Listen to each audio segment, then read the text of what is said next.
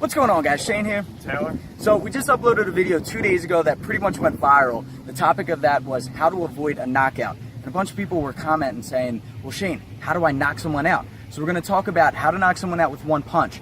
However, we're not going to teach you so much how to throw the punch, but what are the aspects that make it a knockout punch? That's what we're going to break down. The punch that I'm going to use as an example is the lead hook. Personally, that's the one. If I had a clean shot on Taylor, you know, his hands are down, I can throw one punch and it's guaranteed to land, I'm going to throw the lead hook. Bunch of different reasons for it, and we're going to break it down, okay? So the first thing is technique, all right? When you're throwing a lead hook, you're twisting your hips violently, you're ripping your hand across, you're doing that, you know, horizontal shoulder abduction, so it's hip rotation, it's bringing that shoulder across. That's a lot of generated power. And the reason why I would choose that over something like a straight cross, which can be a knockout punch, I do have the hip rotation, but from here it's just push muscles.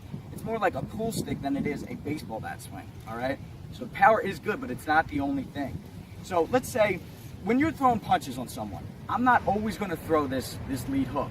But if I have that opportunity to land a punch where I can make that opening, I'm going to either hit them on, you know, behind the ear, the jaw, or the chin. They're all sweet spots. That's what's going to knock someone out, as opposed to maybe the forehead, you know, which is probably going to do more damage to me.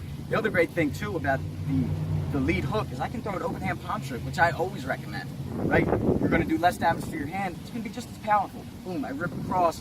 You're going to get some fingers in his eyes or grab his ear or his hair and then follow from there.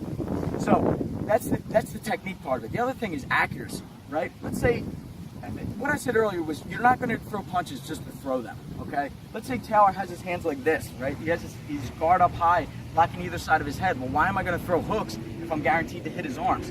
It's stupid, right? Then you're going to throw the straight punches, okay? So make sure you're accurate with your punches. Have the good technique and the power, but make sure that you're actually going to hit his face and the sweet spots of his face.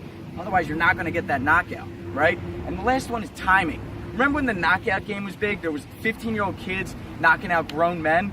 That wasn't because they were little Mike Tysons, guys. They didn't have a ton of power or the best technique. It's because a guy was working, you know, 10 hours straight. He was tired getting done work, not paying attention, focusing on going home, and someone would sneak up behind him and hit him in the jaw and knock him out. Well, you can do that in a real fight. You can do that even if you stand in front of you knowing that he's fighting, catching him off guard.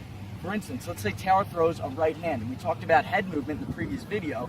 I use my head movement, I go underneath, and he doesn't see this punch coming. Boom, I catch him behind the ear. That's what's going to result in a knockout. So that's timing, that's accuracy, that's good technique.